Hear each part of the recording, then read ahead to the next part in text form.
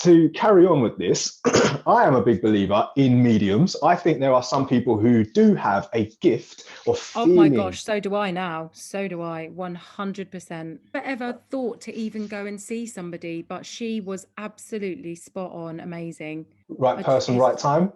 yeah. And I wasn't even meant to be there. So that's how I know it was all, and she just knew everything. Or you was meant to be there. I do believe in divine timing. I think that what's meant for you in life won't pass you by.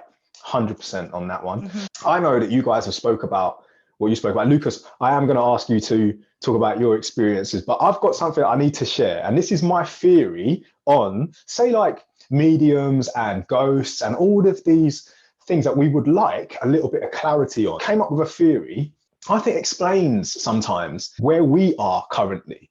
And my theory is all about dimensions.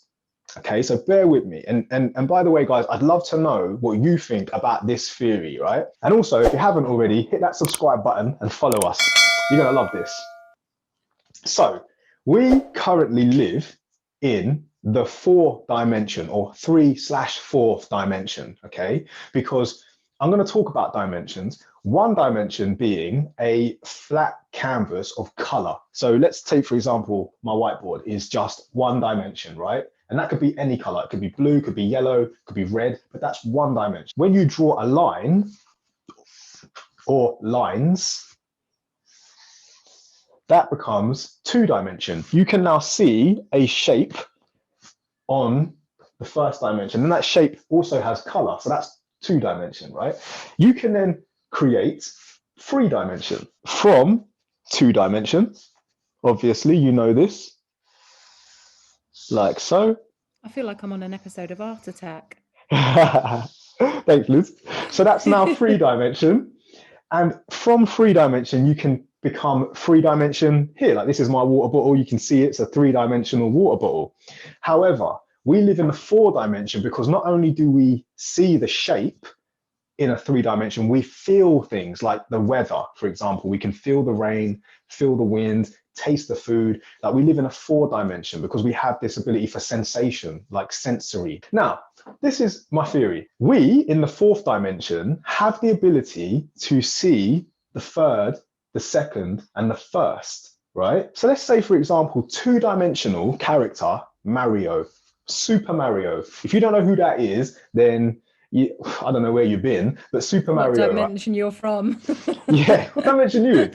But Super Mario exists on the Super Nintendo games as a two-dimensional character. And obviously we can see Mario, but do you think Mario can see us? And I'm going to ask you this. Obviously, Nintendo has evolved over time. Mario is now three dimensions. So they create Mario as a three-dimensional character on the screen. And do you think he's still, as a three-dimensional Mario, do you think he still can't see us? Is he aware of us? Is he aware that he's being controlled? So this is it. This is exactly what I'm saying. You jumped in there, Liz. But basically, Mario doesn't know that we exist. So because he's from the three and we're from the four.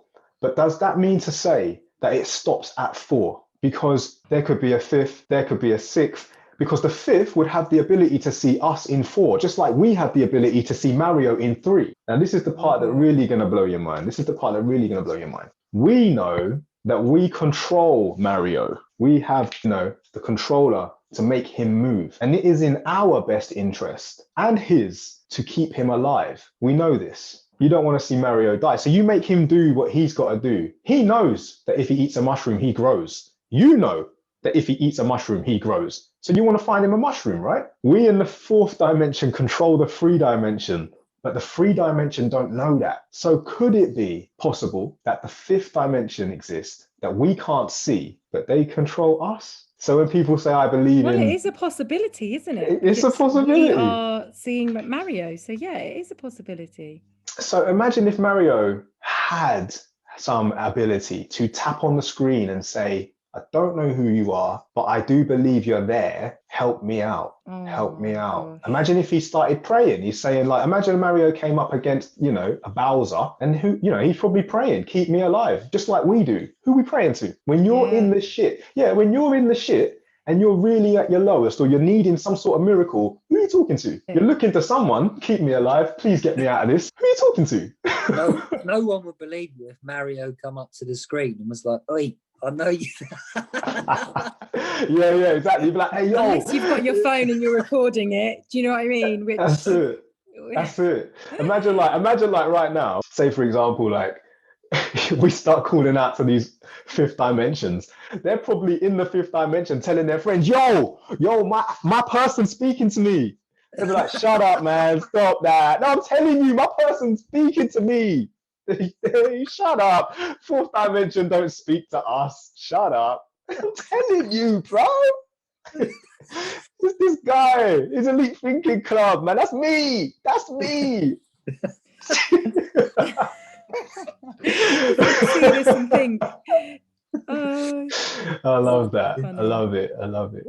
So yeah. How do we not know though? How do we not know that there's a 10th dimension, 20th dimension? Mm-hmm. And it's all controlled the next, the dimension before. Because here's the thing: as soon as you're done playing with Mario, you just move on. You can leave Mario to someone else. But this is the point I'm making. There have been moments. This is way like going on a tangent, but I will come back. There have been moments when I've heard people say, "I don't know what came over me. It wasn't me." They may have done something in their life that they just didn't know why they did it, and it's just as if when Mario isn't in control, being controlled by one of us, maybe he does exist in his two-dimensional world, and then all of a sudden someone picks up the controller and it's, whoop, okay, I guess I'm doing this. And I think that's when, this connection that people talk about, like they feel like when they're spiritually enlightened, oh man, I'm getting these powers, like I can feel like I'm in control of my life and this is happening and that's happening. Maybe it's because you are not open for someone else to control you. So when you lose control, so they say, the words lose control, are you handing over your spirit or your existence to someone else? Because if we really wanted to, imagine like I'm playing Super Mario and I'm in a really bad mood. I don't care about Mario stays alive or not. I'm just going to make him die. How do we not know as well that like ghosts and spirits, so they've left this dimension. Mm-hmm. They could be in the next one, but they can also see into our dimension. So yeah, that's how it works. So when if it was like this, if it was one dimension, they're trying to communicate to us, and like that medium that said to me, they won't show themselves to you because they know you don't want to see them. Yes, fine, lovely. I'll stick to that agreement. Thank you very much. That's where I'm like, well, how do they know that I don't want to see them? Because we know that Mario needs the mushroom, so we will get him the mushroom. But how do this? So they're in the next dimension, knowing, oh, she doesn't want to see us. But then how did the little boy know that your parents, Chris, wanted to see him? There must be some sense or something that we give off that they feel, okay, yeah, I can show myself to that person. I don't know, maybe show my spirit in this dimension, in their dimension. There could be a rule in the next dimension that you're not allowed to show yourself. I think my mum used to pray sometimes, or they'd see us with kids. Maybe he just felt that was a place he could. Yeah. Do you believe you may have like a muscle that we don't use, because we're so suppressed by our current state of living, whereas before, like we would have freedom to really develop this sense. That's probably why young people are more open to seeing different realms or different ghosts, and animals too. Animals, especially dogs, they have that sixth sense. They'll start barking if they think there's an entity or something, they sense it. Yeah, and that's what like maybe in Lucas, you look like you want to tell us a story. No, I just got a thing to add to what Jules just said. So we are in the fourth dimension now, and for a ghost or entity to be formed like the boy or the old man, they have to die to go into the fifth dimension. So does that mean to go to the next dimension you have to die? So for us to be formed in this dimension, for every Mario that dies, he then gets reincarnated into our life. So technically, love that. We're all a Mario. I love that, Lucas. That was awesome, my brother. So you're saying that at one point we were Mario? Yes. That is incredible. So I knew I was a princess once. Yes. That was well said. That's So really, as we we could all just be in this massive game of different dimensions, links back to different levels. The last episode of Is Life a Simulation? Yeah, and if you haven't watched that episode, guys, check it out. Is Life a Simulation? Find it, watch it, listen to it, and let us know what you think. This one will make more sense as well. Yeah, yeah, definitely. Wow. All right. Right, Lucas. One of my family, like close friends, that's where I get my sports equipment from, is from him. And they've got a house which is they've moved now. It's about 10 minutes around the corner. And they had this old sort of conservatory part of the house, like hanging out his wife was hanging out the washing, and she saw this sort of figure. They don't have any kids. They saw this figure in the top window of their house. Her husband was at work, and she thought, oh, proper like outline of a human. Didn't think anything of it. There's no one else in the house. And then they come back one day, and they were looking after some, I think, godchild, and he had this Get Electric track where you have like the remotes and the cars go around in a circle. And he left like the day before, and they were just about to put it away. And as they come in the house in this old conservatory, the car is going round the track, but it is not plugged into the mains. Oh. And you could sit there and say, oh yeah, there might have been some current left in the track or whatever, or come up with some excuse. But the car was changing speeds, going faster on the straights and slower in the bends. And so that was in their conservatory. And then he was like really friendly. And then one day, my mum's friend, she put a fresh bed in, put it on the bed. She went out, come back, and it was all folded up and put in a wardrobe. And husband didn't do that. He was at work. So someone had gone in the house, or who was already there, taken the bedding off, folded it up and put it back in this wardrobe in this old conservatory. So that was like the third encounter with him after seeing him, the cars going round. And then about a month later, I went to this party, and they met up with the people that had the house before them. And they said to them, oh, have you met him yet? No way. Oh my Nah, man, I couldn't live, man. I mean, you know what? Yeah, I'll tell you this now. Yeah, nah, ongoing joke. Me and my cousin say it all the time. Yeah, but you know when like shit like that happens, yeah, first sighting that it happens, I'm out, bro. I don't play, bro. I'm like, nah. I have to be honest, when I found out, when the medium told me what she told me, I did leave the flat 2 months later. We were out. I'm out the door, bro. If he can move, this is why people get scared. Because if he can move a scale electric, knowing that there was this man in the flat, I was like, I can't even, no. I had to go. Me, if there is an ability to move the electric car on the track, then they got the ability to move other stuff. Folding up bed linen, I'd get pissed off, let alone scared. I'm like, bro, I'm in bed. I put this bed linen on, you're folding it back up. Get out of the house! Get out! I'd lose it. That's crazy, man. If they helped with laundry, I might be okay with them staying, but Oh, mate. I'll tell you something. Yeah, it's how scared I am. I'm not even gonna lie. I just realised I do it still. I don't believe in ghosts and stuff, but I do believe in energy. And I've got sage right there on my windowsill, good to go. If I get the inkling that something's coming to my house, I open all the windows, all the doors. I don't play games. I light it up, and I just literally, I feel like doing it now because I'm a little bit like, trust me. Don't want it around me. Like, I believe in atoms and energy, and it can, and get riddled with it. Get off me now. No, I'm not having it, man. Nah, I'm getting all creeped out. The last encounter they had with this ghost entity, whatever you want to call it, was they had like a builder come round, or I think he might have been like an electrician or someone to do some maintenance on the house. Never met him before, never said a word to him. He was working near this conservatory, and he had to walk through the conservatory to get to like the bathroom and stuff. And after he'd finished, he was there for about 3 days, I think. He said to them, is your conservatory, like, it feels a bit eerie in there? And it turns out, they explained it to him, and turns out in his free time, he would do like black magic. He was like part-time medium, effectively. And he noticed straight away, and they hadn't said a word to him. And turns out they did some research on it, and it was a little boy who was harmless, and he was just there, just having a bit of fun. Oh, Yeah, well, that makes it all better then, doesn't it? When he takes your bed linen off your little shit, put it back on the bed. Get out of the house. And then grab it like, man, you doing, man? I told you, but I'm buzzing. You little shit. Jules says it's all right. Oh, I'm joking. I'm just doing it. I'm playing up. Right, you know what? Okay, I'll tell you a story of like a place near me. So you guys know I'm in Essex, yeah? And there's a place called Canewdon near me. And there's this church there, and it's renowned where witches go and do like some real ritual stuff. Like, I'm not talking like, it's just weird. It's freaky.